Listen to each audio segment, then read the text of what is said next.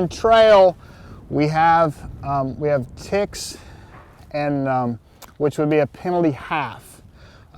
Trail is based on the same score as you would do a reining horse, where 70 is average, and you plus and minus maneuvers, plus 1.5 to minus 1.5, and then we have certain penalties. A tick is a half point, a hit would be a penalty 1. So a tick is something that they just kind of rub. It's more of a lighter, just incidental hit of the pole. A hit would be where a horse's foot actually hits that pole and it makes a very loud noise, and that would be considered a penalty 1. A lot of times ticks occur even though the horse's foot is in the right placement, but it just kind of grazes the pole as its foot comes over. The reining has a line in it called willfully guided in their rule book.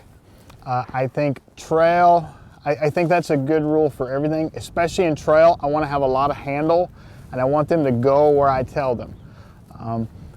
As a horse gets broker, they tend to see their spot, which is the placement of their feet before the pole, and a lot of times they will find that spot on their own as you come to it. I call that letting the pole come to you instead of you going to the pole. So the more supple and broker they get, where you guys kind of become more of a team, then okay, I'm taking my horse to the pole. We're letting the pole come to us. So the broker I can make a horse, or the more supple, the better chance I have of getting to my spot.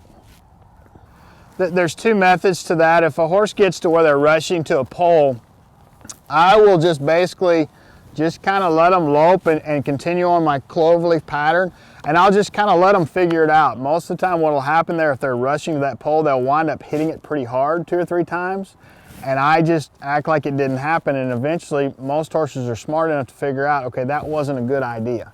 So they'll kind of start rating themselves back off that pole.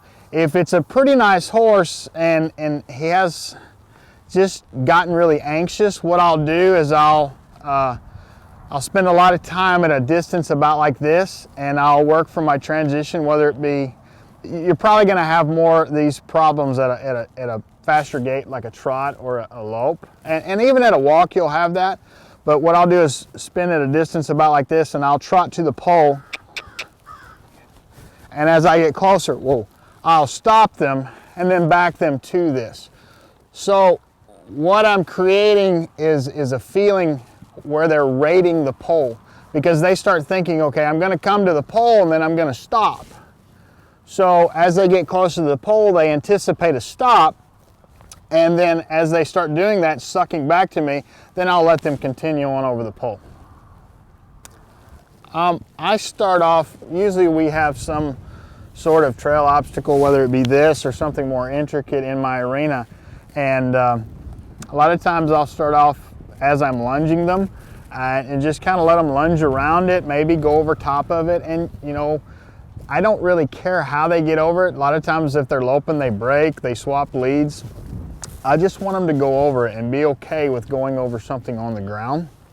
And then as I start riding them, I like to ride them not necessarily over a pole, but by a pole or between poles.